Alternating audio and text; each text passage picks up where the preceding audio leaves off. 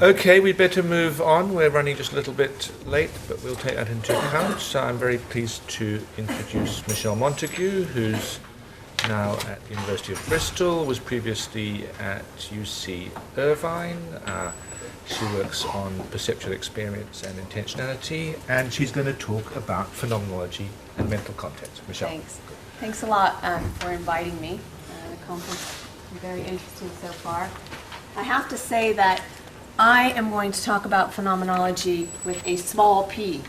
So I think James mentioned that, and Dan mentioned one of the ways in which contemporary analytic philosophy philosophers use the term phenomenology, and it's just means to indicate the experiential qualitative character of our experiences. What I am going to argue for is to extend the scope of the use of that term beyond what philosophers in contemporary analytic philosophy are generally happy to apply it to. So for the most part, contemporary analytic philosophers think that there's only sensory phenomenology, and I'm going to argue today that that is too narrow of a conception of phenomenology. And I do think some of the motivation for restricting phenomenology to this sensory phenomenology is this drive to naturalize, in one of the senses that Dan brought up yesterday, phenomenology in general. Okay? So, with those qualifications, a subject who consciously sees a red rose in front of her in normal conditions is having a visual experience as of a red rose. And this conscious visual experience involves certain kinds of phenomenology, color phenomenology, shape phenomenology. And these are phenomenological features that we ordinarily associate with vision, and then there are other phenomenological features that we associate with the other sensory modalities. Now, conscious seeing is an occurrent process or event which needs to be clearly distinguished from occurrent but non-conscious mental processing that may take place during vision and indeed may be an essential part of vision. So, for example, when a subject sees a red rose, there's no doubt a lot of non-conscious processing that takes place of the kind that's perhaps postulated by computational theories of vision. You might think that Milner and Goodall have shown that visual information processed in the dorsal stream responsible for the visual control of action is non-conscious. But now consider a subject who is consciously judging that grass is green or consciously comprehending the English sentence that Sarah Palin may be the next U.S. president. I guess I should change that example to Michelle Bachmann, unfortunately. Just as in the case of seeing, these conscious thoughts need to be distinguished from any non-conscious occurrent mental processing that may take place while having them and may be essential to their occurrence. So, for example, you're comprehending the English sentence about Sarah Palin, no doubt involves a lot of non-conscious mental processing that deploys the rules of syntax. Now, given that every non-conscious occurrent process in the brain that is involved in the production of mental phenomena is not itself a mental phenomenon, there's a question about what makes a mental process mental when it's non-conscious. And I'm not going to attempt to answer that question here. In this paper, I'm going to assume that there's a class of non-conscious occurrent mental phenomena, however that class is to be delineated. For now, I simply want to emphasize the distinction between conscious occurrent thought and non-conscious mental processing. Now, suppose we allow, as I think we can and should, that at least some non-conscious occurrent mental processing can count as thought. Then the question I'm interested in here is, what is distinctive of conscious thought? What makes an occurrent thought a conscious thought? Now, I can't give a complete answer to that question, so I'm just going to focus on certain features that I think are essential to giving an adequate answer to that question.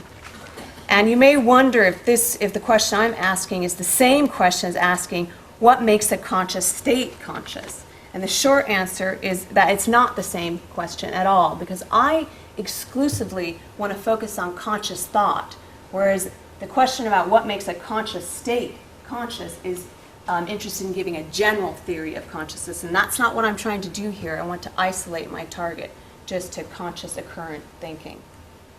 Now, one of the central theses of this paper is that a successful account of what makes an occurrent thought a conscious thought must appeal to phenomenological features.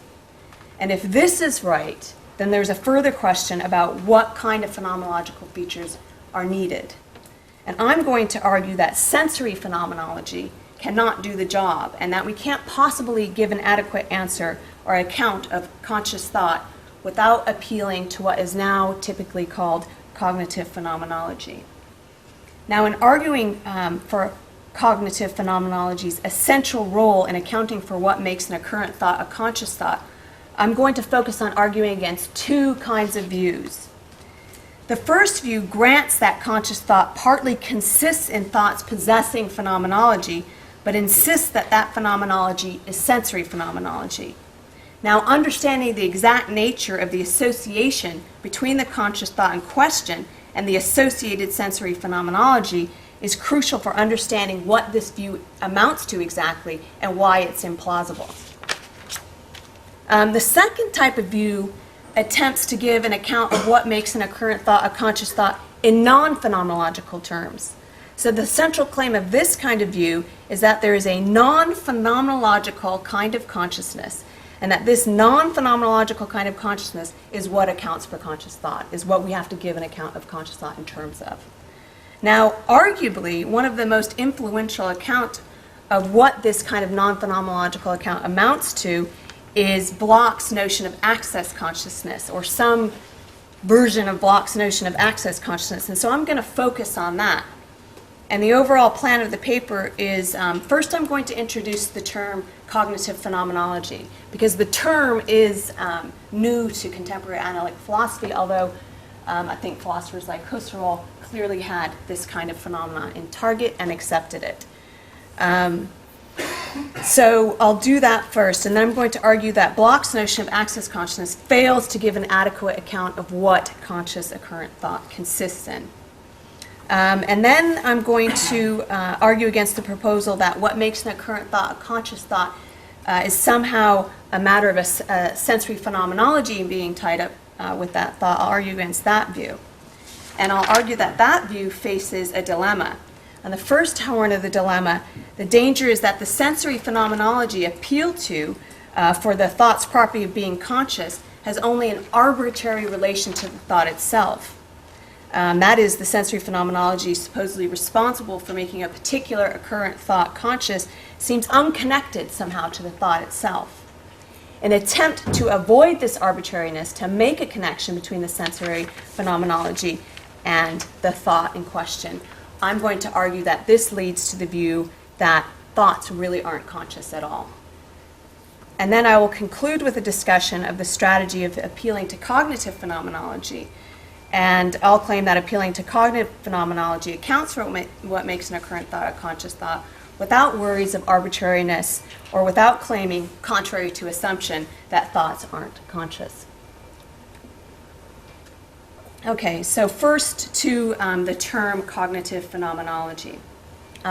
So as a beginning point, I want to contrast it with sensory phenomenology. So sensory phenomenology is the type of phenomenology we typically associate with the sensory modalities: color-shape phenomenology, sound phenomenology. And in what follows, I'm going to construe sensory phenomenology quite broadly to include visual and auditory imagery, including inner speech. Now, I take cognitive phenomenology to be a kind of phenomenology paradigmatically associated with thought, but I also think it's associated with an emotion. And this is where I think partly where Susanna Siegel goes wrong with her account of perception. And it's something essentially over and above sensory phenomenology.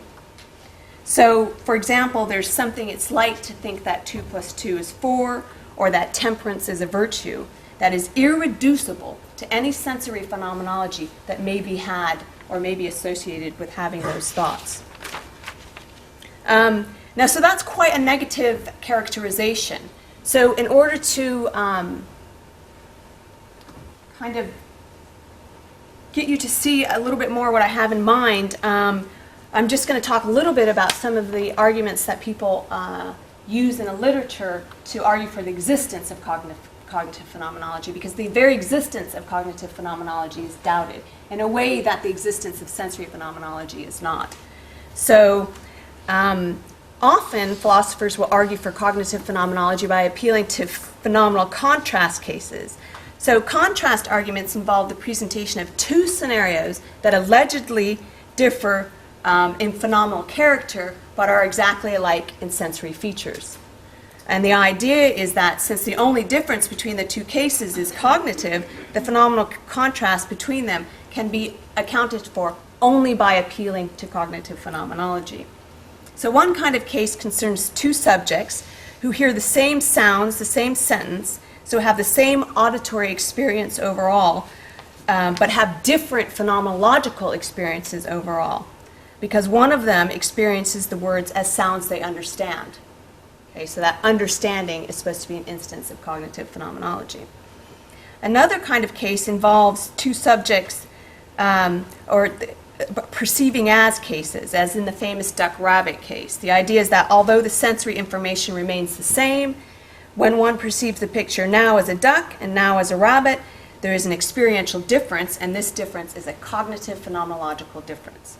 Now, I'm not going to go into the debate that follows from these examples. I'm only trying to motivate the idea of cognitive phenomenology, and there are going to be various responses and ways of responding, saying, no, we don't need to appeal to cognitive phenomenology. You can sort of see what people have in mind when they say, look, there's something, cognitive phenomenology exists. Now, the standard use of the term cognitive phenomenology that I've just introduced here needs to be carefully distinguished from certain deflationary uses that are popping up in the literature. So Joe Levine offers one deflationary sense of cognitive phenomenology, and he calls it impure cognitive phenomenology. So Levine's impure cognitive phenomenology is the phenomenon of sensory experience being cognitively inflected.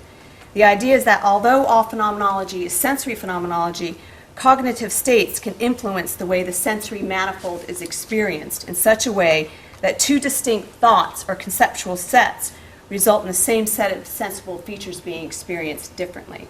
So, for example, a barn facade looks different to a subject that knows it's a facade. Now, I think that this phenomenon is probably better labeled cognitive penetration. The idea behind cognitive penetration is that beliefs, for example, can affect the way the sensory manifold is experienced. And one need only be committed to the existence of sensory phenomenology to accept the reality of cognitive penetration. Another suggestion, which is sort of floated by Jesse Prince, is that we should use the term cognitive phenomenology to denote any phenomenology, whatever, that is experienced as somehow intimately or constitutively tied up with particular conscious thoughts, even if there's only sensory phenomenology.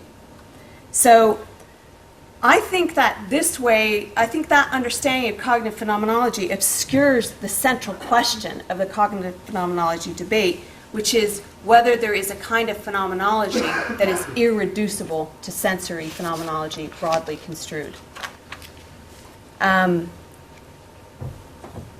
There are two key questions here, which I'll discuss in more detail in section 4.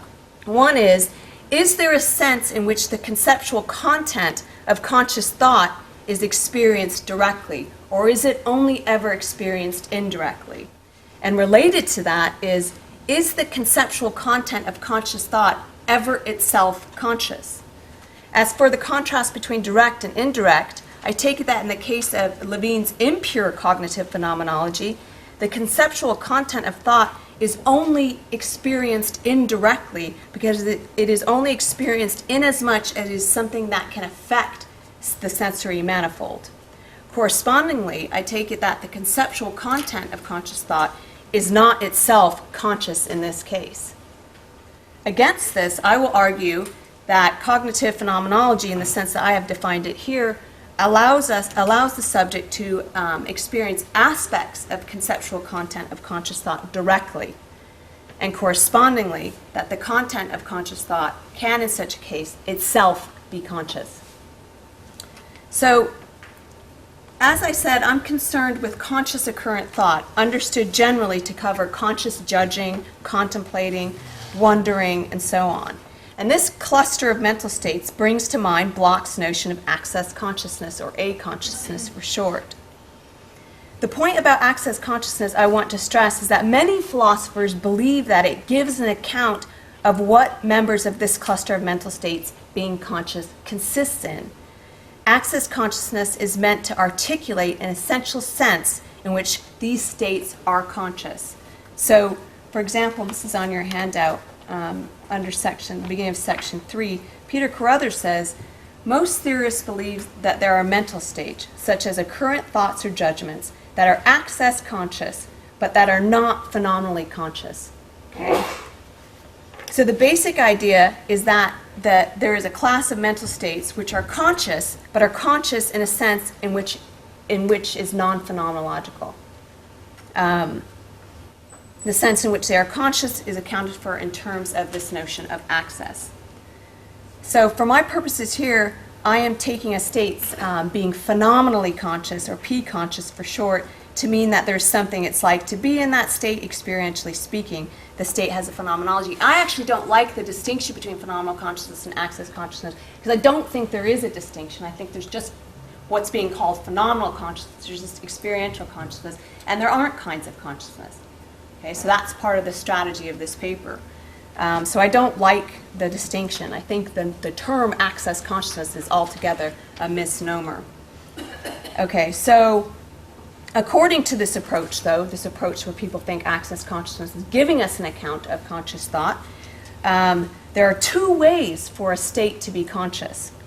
It can be access conscious or phenomenally conscious.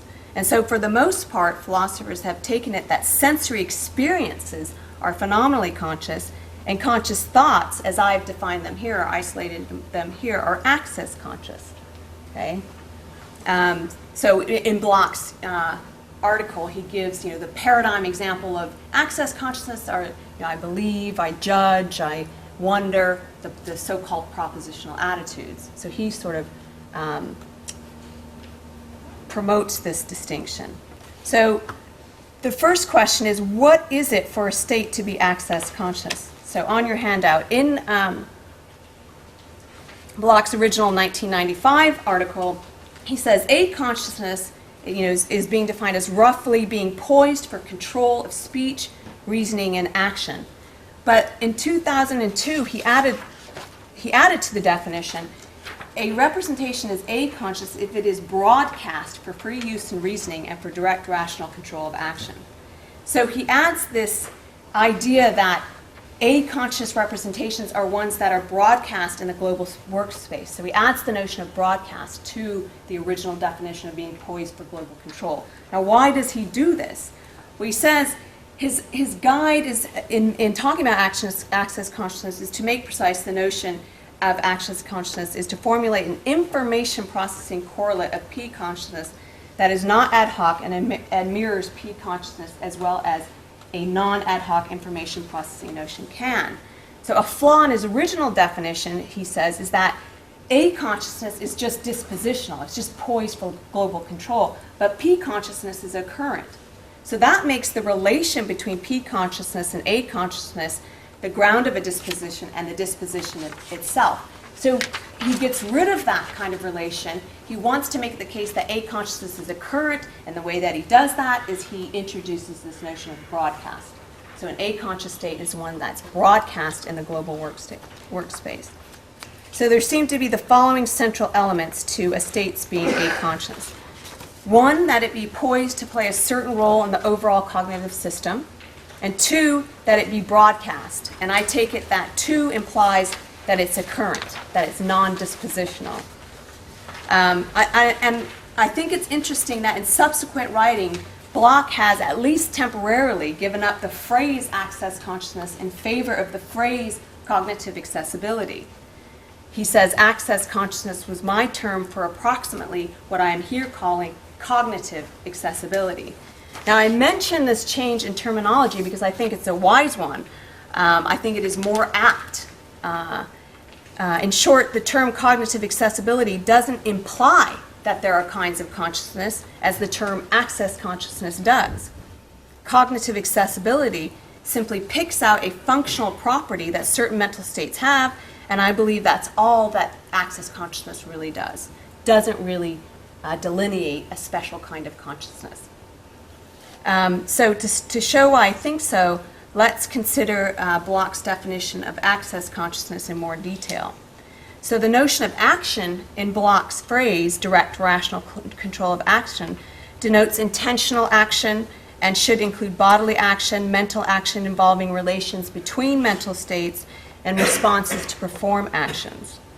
So, for example, I can form the intention to begin my lecture on functionalism or imagine a green river upon request to do so.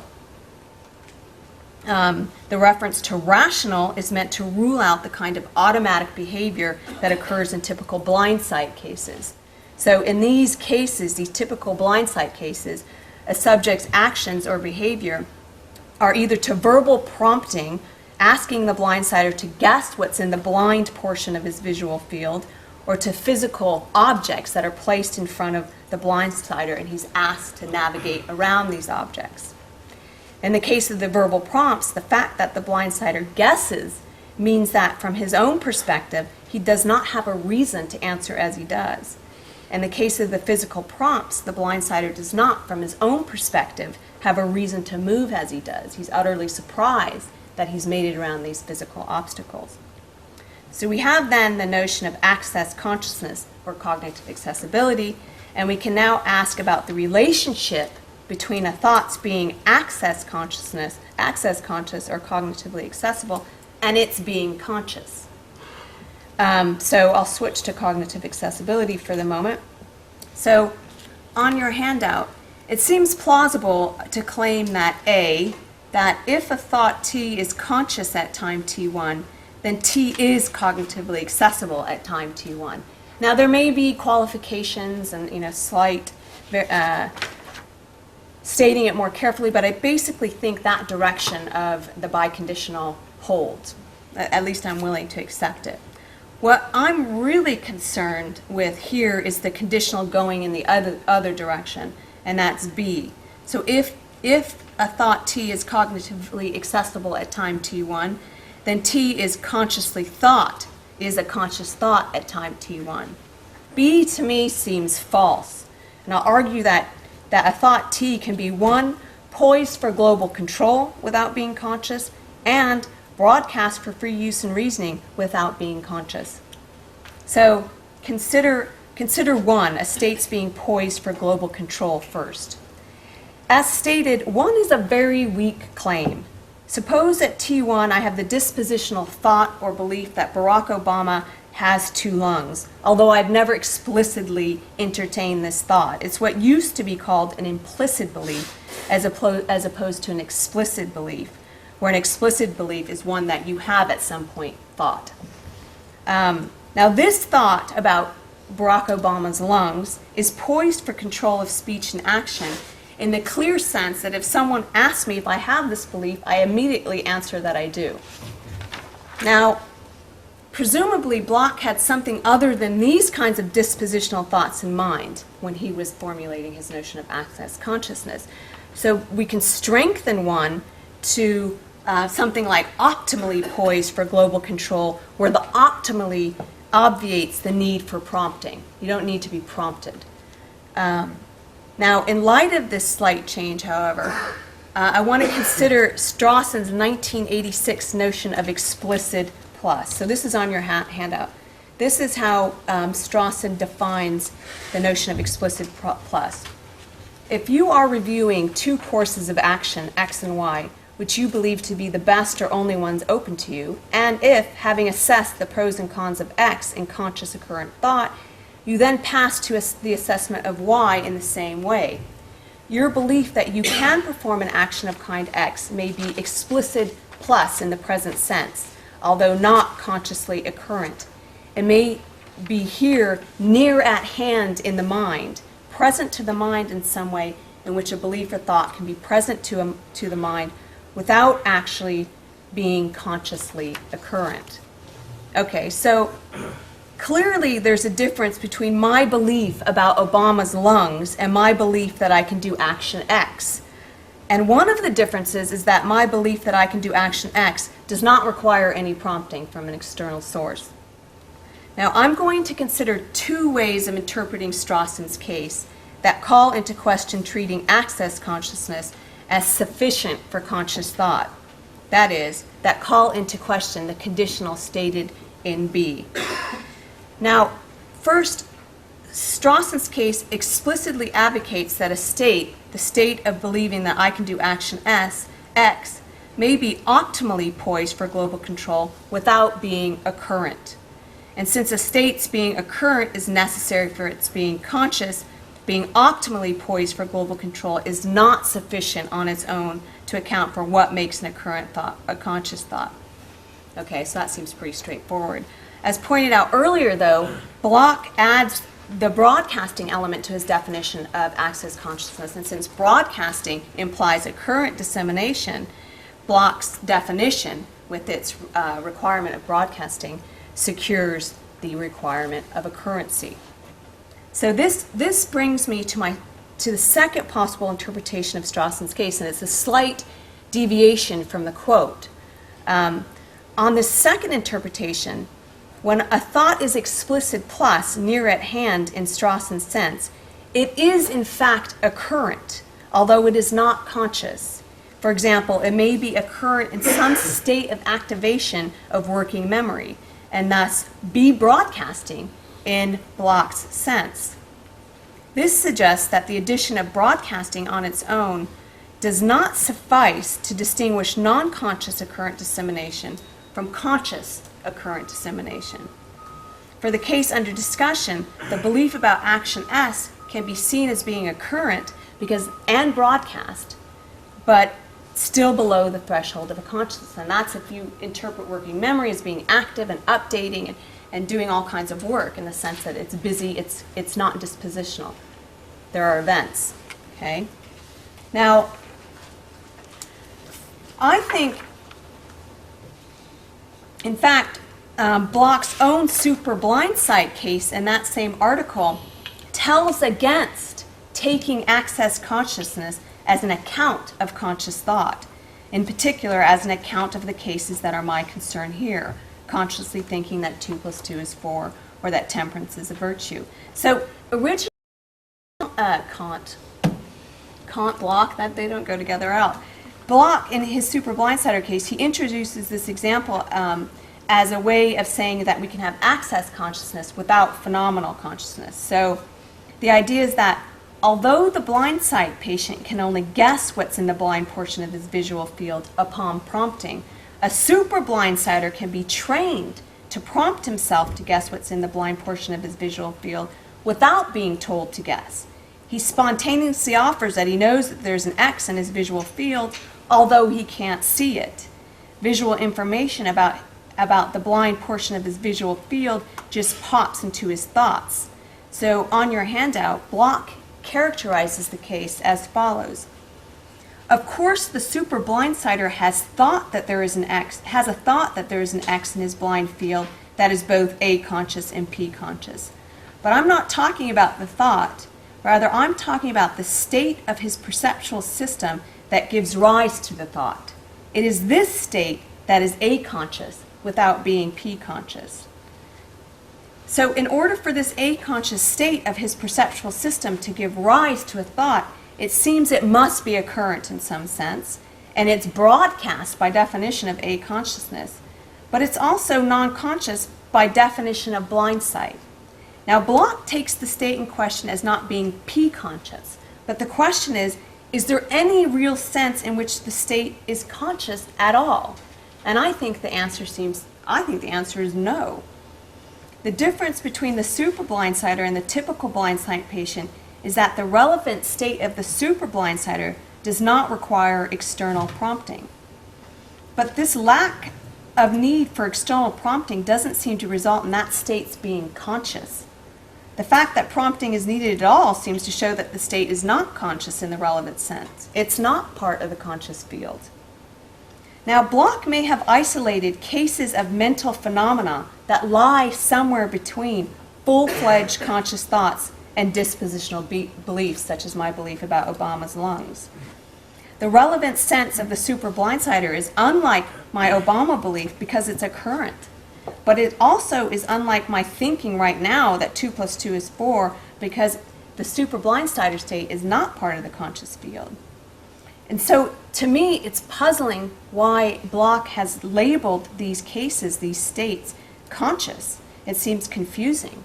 But if we switch back to the term cognitive accessibility, we can simply and clearly say that the state of the super blindsider that gives rise to the thought that there is an X in his visual field is cognitively accessible and occurrent. It's just not conscious.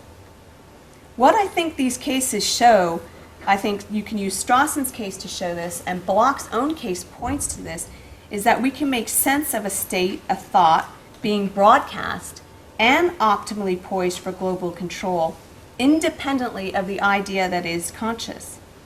So we are then left with the question, what exactly makes it the case that an occurrent thought is a conscious thought? All right, so that's the end of the Bloch section. Now, it seems plain that it's a necessary condition on a thought's being conscious that it's occurrent. It also seems plain that there's a difference between conscious occurrent thought and non-conscious occurrent thought. The conclusion from the previous section is that being optimally poised for global control and being broadcast in the workspace, although perhaps necessary conditions for conscious thought, are neither individually sufficient nor jointly sufficient. And here's a slight hole. I don't think adding any further functional properties are going to push a non-conscious thought into the conscious field. I think, Bloch's account is good, and it seems to fail, so I just doubt that adding more functional properties will do the trick. So my suggestion is that phenomenological properties are needed to push a non-conscious thought into the conscious fields. The question now becomes, which kind of phenomenological properties, sensory or cognitive? Now, most philosophers accept that there are sensory phenomenological properties, but of those who do, many reject that there are cognitive phenomenological properties. So if one accepts that phenomenological properties are necessary for conscious thought and reject the existence of cognitive phenomenological properties, one must hold that what makes an occurrent thought conscious thought must be its somehow being intimately associated with or partly constituted by sensory phenomenological properties. So that's the proposal I want to consider now, and I want to begin with a very simple proposal, and that's just that what makes an occurrent thought conscious is that that thought has some sort of sensory phenomenological properties associated with it. But now consider John, who has the conscious occurrent thought that grass is green on several different occasions. Okay, so this is on your handout. So at T1, John thinks that grass is green, and he has a green patch image. And let's suppose that the green patch image is a sensory phenomenological property of that thought. So that's just a simplifying device that I'll apply to all these cases. Now, according to this current proposal, the simple sensory proposal, what makes John's occurrent thought a conscious thought is that it essentially involves or is partly constituted by his having a green patch image, whatever else that thought might necessarily involve to be conscious. But now consider John having the thought, again, that grass is green, but this time he imagines a patch of green grass. So in this case, what makes his thought a conscious thought is it having that property of imagining a green patch of grass. Now that John could have these different images while thinking that grass is green is undeniable. But even if sensory images are part of what make occurrent thoughts conscious thoughts, it's hugely implausible that you have to have an image of green grass or a patch of green in order to consciously think that grass is green. At the very least, there is presumably some possible variation in what these images can be. So for example, imagine that you spend your whole entire summer mowing lawns, okay? So you really have mowing lawns on the mind. So now when John thinks that grass is green, instead of having a green patch image or an image of a patch of grass, he imagines a lawnmower, and that's all he imagines. So in this case, John's occurrent thought that it is conscious essentially involves or is partly constituted by imagining a lawnmower. But now suppose that all that John imagines when he thinks that grass is green is a red dragon. So now it's the case that what makes his thought a conscious thought is somehow being tied up with this image of a red dragon. Now, it seems true that we can imagine the same sort of variation in the case of verbal imagery. So John has a conscious current thought that grass is green, and while having the verbal image of the word green. Okay, now by verbal image, I don't mean that he's visualizing the word green. I just mean he's tokening the word green. It's an instance of inner speech. So John's conscious current thought that grass is green essentially involves his having a verbal image of the word green. But you can imagine the same sort of variation that took place in the case of green grass and patch of green takes place in the case of verbal imagery. So it may be that he has a verbal image of the word grün, because let's say he's bilingual and he also speaks German. Or it may be that he actually tokens the word lawnmower, because he's been mowing lawns all summer. So when he thinks that grass is green, he tokens the word lawnmower. And once the occurrence of the verbal image of the word lawnmower is seen as a plausible or even a possible account of what this occurrent thought's being conscious essentially involves, any number of tokened word images seem equally possible. So the question now is, what do these cases show? Okay, number one, there seems to be an unlimited kind of variation of verbal and nonverbal sensory imagery that could accompany any given conscious occurrent thought, and indeed could be part of what constitutes a conscious thought. So the simple sensory approach under discussion is that if a particular conscious thought requires phenomenology to be conscious, and the kind of phenomenology in question must be sensory, then that sensory phenomenology is a part of that particular conscious thought. What one asserts is that on different occasions, the particular sensory phenomenology that is essential for making the particular occurrent thought in question conscious can vary. But if that's true, then it seems that, too, that some instance of sensory phenomenology that makes some particular current thought conscious seems arbitrary. One is bound to wonder, for example, how an image of a green patch accounts for John's conscious occurrent thought at T1 being the conscious thought that grass is green, how it does that, and how exactly it does that in a way that maybe thinking about a red dragon does or doesn't. The central question is, what's the connection between the image and the thought? Presumably some sort of connection between the thought and the particular sensory phenomenology in question must be made. That is, one must get a sense of how that particular sensory phenomenology is making that particular current thought conscious. Appealing to sensory phenomenology just on its own, where this means in principle any sensory phenomenology, is not sufficient for accounting for what makes an occurrent thought a conscious thought.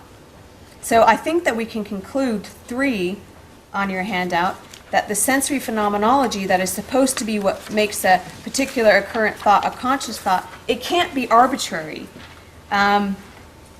You have to show how the phenomenology in question is an explanation or is explanatorily linked to how that thought in question is conscious. I think we therefore can conclude that the simple sensory proposal fails.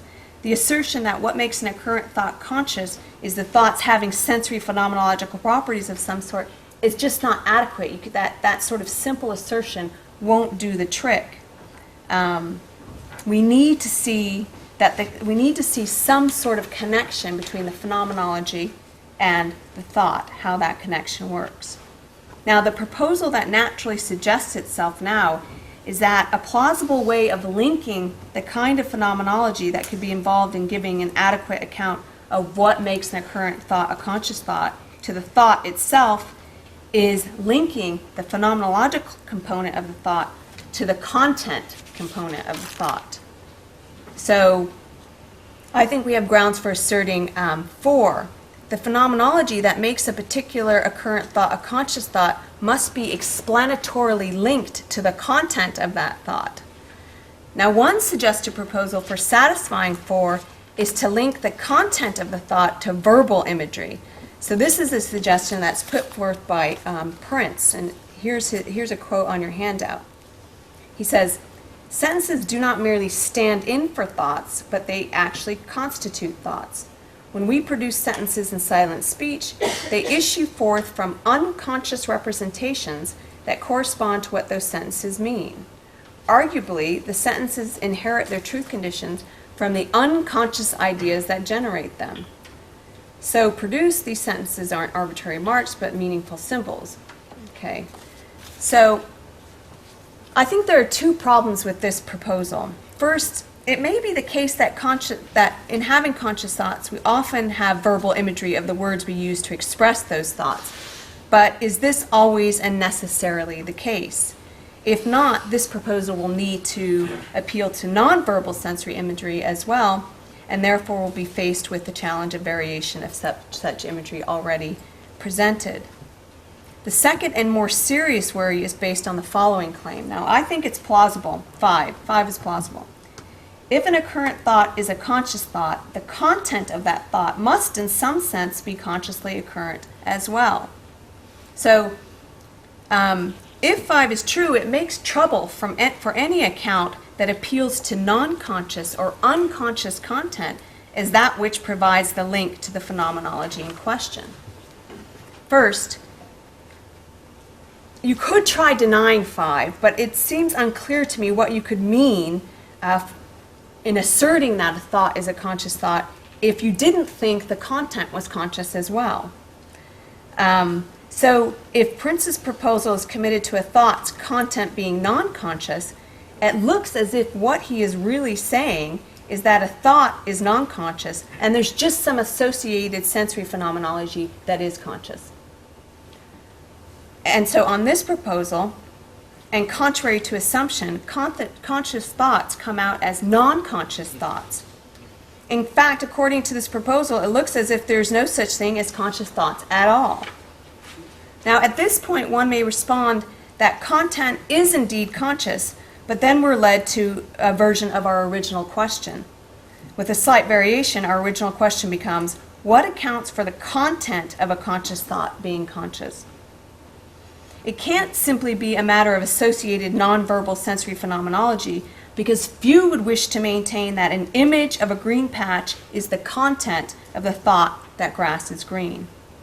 Among other things, this runs into all of the well-known problems faced by the British empiricist picture theory of thinking.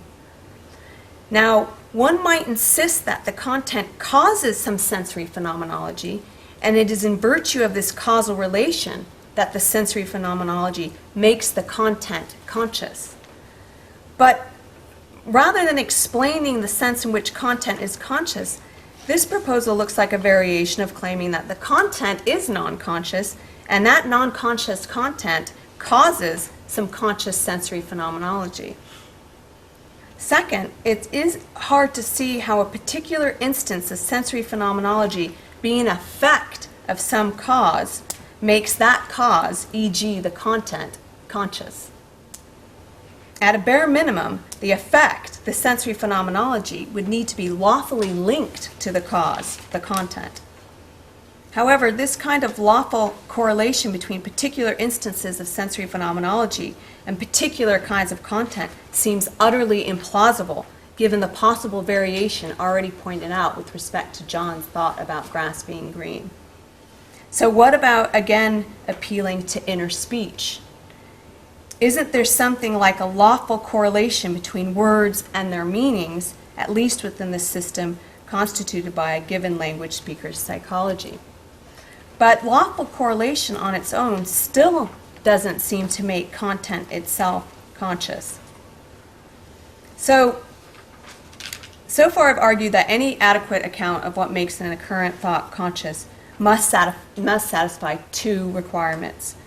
The phenomenology that is proposed as part of what the thought's being conscious consists in must be explanatorily linked to the content of that thought, and the content of that thought in question must itself be conscious. Now, I propose that the only plausible way to explain how a thought can be conscious and how the content of that thought can be conscious is to claim that there is cognitive phenomenology associated with and essentially constitutive of all conscious thoughts. So I endorse a view embodied by claims 6 and 7 on your handout.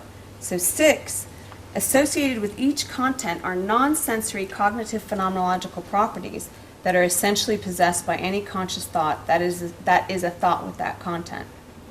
And 7, if and insofar as we have direct experiential access to the contents of our conscious thoughts, we do so via their cognitive phenomenological properties. Now, for the purposes of this paper, I've stayed neutral about what content is exactly, and one may wonder how loose or tight the association is between content and cognitive phenomenology. Now, 6 actually asserts quite a tight relationship, but you could loosen it in some ways and still endorse a version of the proposal that I'm offering here. But a thorough answer to the question about the relationship between the content and the cognitive phenomenological properties is a big one. I've tried to address it in a different paper. At the moment, my conclusion is that conscious thought must involve phenomenology, contrary to Bloch's A consciousness proposal, and that sensory phenomenology can't be enough. Now, if I'm right, one must either grant that there is such a thing as cognitive phenomenology or deny that there is such a thing as conscious thought. A number of philosophers who have heard this argument have chosen the second option, denying that there really is such a thing as conscious thought. I think that there certainly is such a thing as conscious thought, and therefore one must admit the existence of cognitive phenomenology. That's it. Thank you.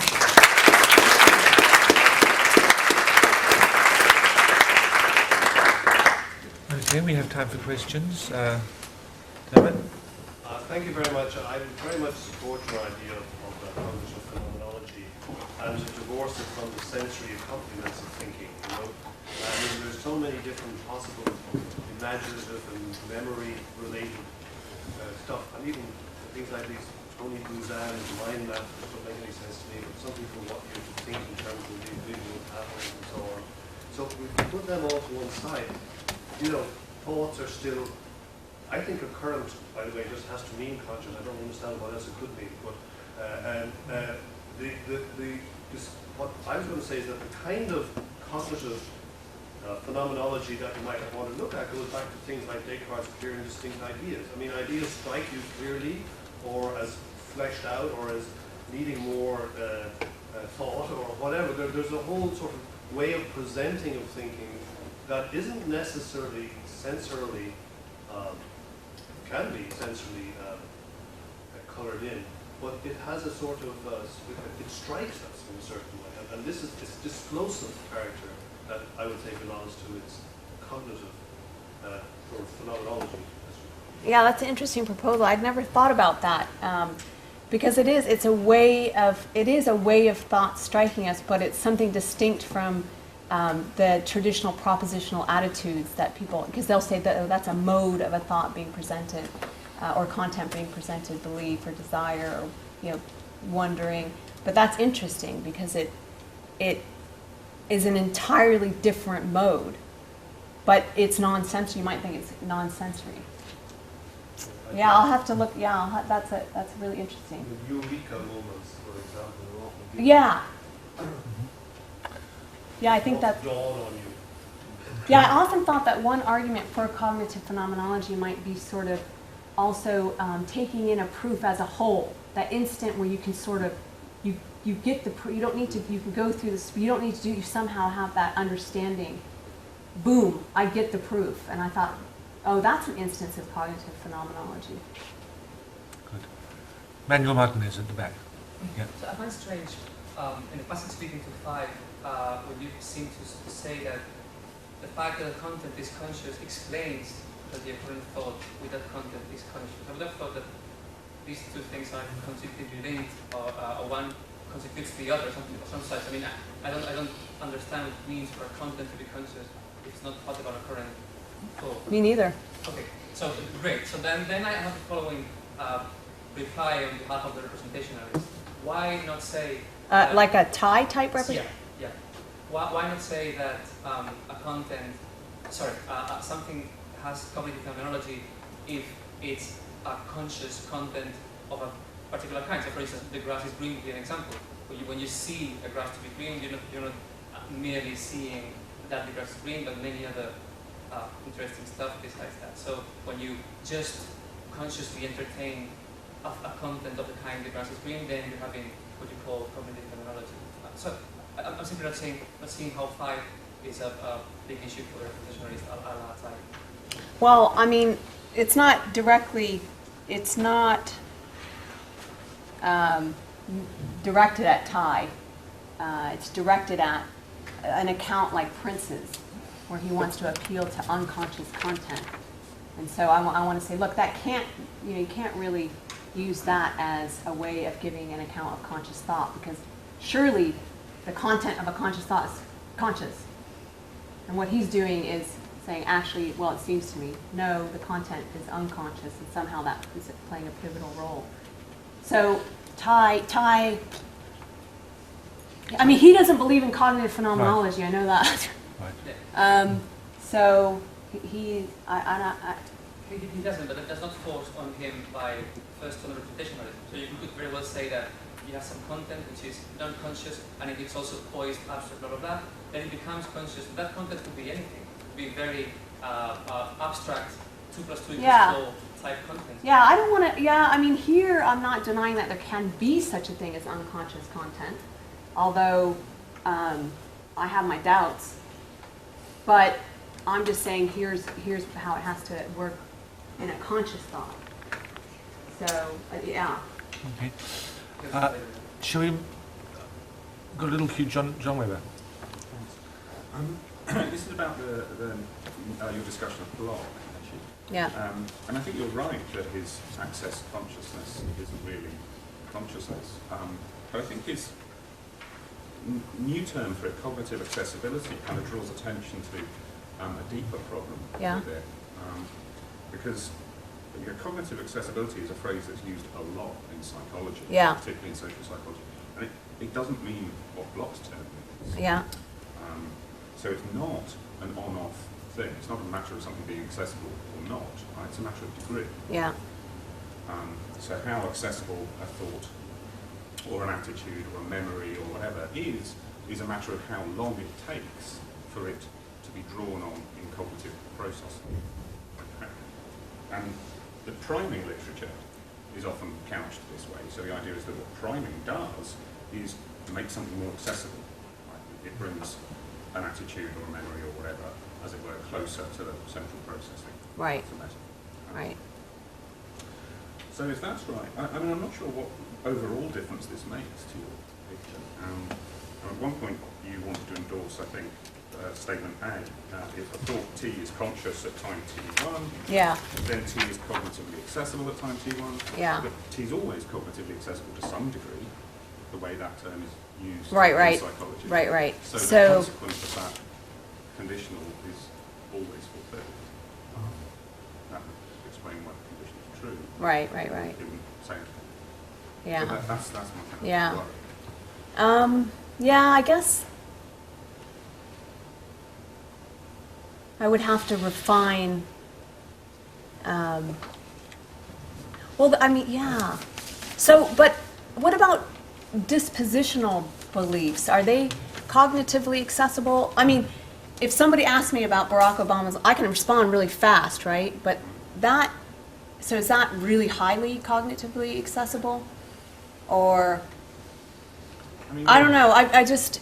There would be accounts of the theory that say that the only sense in which you have that dispositional belief is that you can form the belief very quickly from other beliefs which are highly accessible. Right.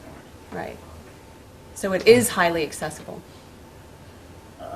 Yeah, but it's not... Because it's fast. I mean, I can do it really fast. Right, but you might say that the belief itself is something that's formed out of other beliefs that are highly accessible. Yeah. So the belief itself isn't the state that you now. Right, okay. Well, it is So now, that would be... if you use the example. But it Yeah, that's interesting. So it's sort of... Yeah, I will have to... Maybe I'll have to refine the use of that term and keep in mind that people are using it in a different way. I mean, the way it's used in psychology, this isn't just some minor point about psychology. It's a pretty central term to a lot of psychological theorizing, and their construction of it seems to be very, very fruitful. Right. So it's quite problematic, and it seems that it's not So I don't want to go on. It seems that it's not just a question of terminology here. Yeah. It looks like if that idea that they're leaving cognitive accessibility is right, it looks like there isn't space for this idea of being generally broadcast across Right. whatever it is. Right. Locke's idea seems to be replaced by their idea. Right. Right. Okay. Thanks. Okay. While we're on block, can I just chip in then, Galen, you're next. I've been wondering about your two targets look very, very different, rather different. Yeah. I mean, the access consciousness and the sensory one. So the second one, you've got people who want to reduce cognitive phenomenology to another kind of phenomenology. Yeah. We're in the realm of phenomenology. Yeah. Right? Whereas in the first case, it looks like you've got somebody who might be happy that there's cognitive phenomenology in addition to sensory phenomenology, but now wants to reduce it to some kind of physical, structural property. Now, you argued against the specific reduction of cognitive phenomenology to Bloch's cognitive accessibility, but I wondered whether your view was that no such reduction was going to be possible. I mean, You mean a metaphysically? materialist might say, Yeah. look, yes, of course there's cognitive phenomenology in addition to sensory phenomenology. You're quite right there. Yeah. But now we're interested in what's the physical. the brain processes that constitute cognitive phenomenology. And That seems fine. I don't think Okay. I have. I mean, that Right. could be a fine project. Right. And if they thought the cognitive phenomenology was somehow constitutive of what made the conscious thought conscious, and then you could say, okay, let's go investigate the brain to see what the physical Right. mechanism or the physical stuff that undergirds that, or Right. maybe even is identical depending Right. on what you're. That's great. That's fine. I'm happy with that project. In talking about the access consciousness, what I wanted to reject was that there was any account to be given of conscious thought in terms of non-phenomenal, in terms of a non-phenomenological account. That's what I want to resist. well, but if you're going to give an account of what cognitive phenomenology is as the same as certain brain processes, the brain process can be described in non-phenomenological terms. And Well, that depends. Now that's a further. Okay. So, Yeah. So it's. I mean, that's a further. I just wondered where you stood on this mess of issues. But Yeah. okay. All right, Galen. Yeah, no, I was kind of a bit surprised by your response to Dermot. Yeah. I would think that feelings of clarity and distinctness, I like to think that they're, as it were, epistemic feelings. Yeah. And like Hugh thought that belief was a feeling very Yeah. important. And really, I think they can be counted as distinctively cognitive phenomena. Yeah. But the heart of it is something completely different. It's the conscious apprehension of content. It's not whether it feels clear and distinct or But did you? surprising or... So, but I guess I'm not. I don't know. Is that all Descartes meant by them? Is feel? See, I thought they were somehow intimately tied to the content. That the clear I and think distinct you was could say- intimate, like something had parts, having all the parts arranged. I don't know. I can't remember. But I thought it was tied to the content, I think you not could go just a from- feeling. I think you could go from thinking about P and then suddenly seeing that it's true, so that the same content, but it becomes clear and distinct. But in any case, it's the P that's real cognitive. Yeah. It's the apprehension of P, not the... See, I thought that if you went from thinking P to clearly and distinctly thinking P, something would happen to the P. Like your relationship to the P would change. Yeah, your relationship. Yeah. So that's why I answered, sort of positively. But even if you thought it wasn't tied to the content, it was more motive, like a belief, desire, stuck to. You could even say that that's a new way of thinking. Those are extra attitudes to think of that might have their own distinctive cognitive phenomenology. So in the cognitive phenomenology literature, sometimes people argue just that there's cognitive phenomenology associated with the attitudes. So there's a particular belief phenomenology. And then there's distinctive phenomenology associated with the content. And I've really focused on the content aspect here. But even with the Descartes idea, you could think that the clear and distinct have their own phenomenology. In fact, that seems right because you might think it's some form of rational intuition. I don't know if that's a good analogy, but that you might think has its own phenomenology, intellectual seeing phenomenology as well. So it's kind of a rich resource, both for both of those ways of thinking about cognitive phenomenology. I think we can squeeze in one more question. We had two rather tentative hands. One was Mike and one was, if the other one's gone, then that leaves Mike. In a way, this springballs off of Dermot's comment about the currency and consciousness. Yeah. I thought that written into the way you developed the argument Yeah. was a kind of claim that something could be a current without being conscious. That something Yeah. and that strikes me as odd in the following sense. I mean, if you thought, I don't know what a currency would mean without conscious, because the worry would be it open the door to quite a big problem, which is that a lot of states that are merely poised for rational control of action could be a current. If you've got a loose enough notion of the current. Yeah, right, so right. You might think, for instance, to be a current is to be realised as a representation in some way in the cognitive architecture. Yeah. If you had that notion of current, then even states that were only poised for action would count as current states.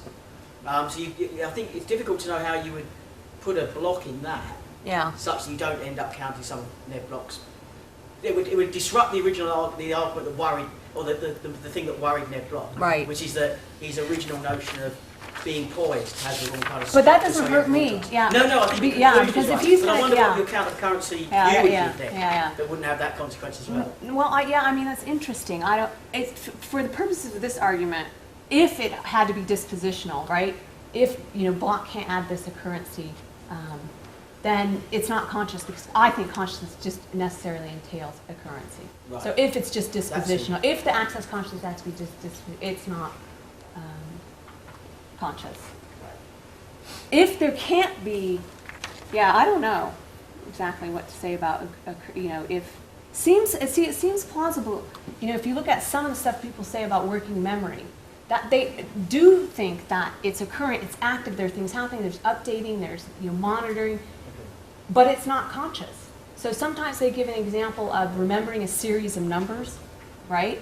And so you're supposed to, you give me a series of 10 and I report back to you. Then as I'm saying, okay, 5, 4, I somehow have in my working memory the rest of the series, but it's not conscious, I haven't got there yet. Right, But so but I don't, is that occurrent, is that disposition? I'm not quite, I think it's complicated. So if you bring in a condition like, well, it's got to be part of the active processing in a way. Yeah. I worry about the notion of poise. Yeah. But it seems to me the difference between something that's merely a belief that's something's hanging around in the background. Yeah. And there's going to be a difference between that kind of belief and Yeah. one that's poised to the control of thought and action. Yeah. And once something's poised, Yeah. it strikes me it better be in the ballpark for being processed, right? Right. And then I think so it's going to be hard to hold that line. I think actually it's a problem more for Block. Yeah. But I do, I think. It's a question of detail. Yeah, I think it would, to add to this paper, to hammer out those notions a little bit more clearly, to make it more of a problem for Block. I think that's right. So I think it's tricky. Okay, we run out of time, so should we just thank Michelle for a very clear and interesting talk? Thank you very much.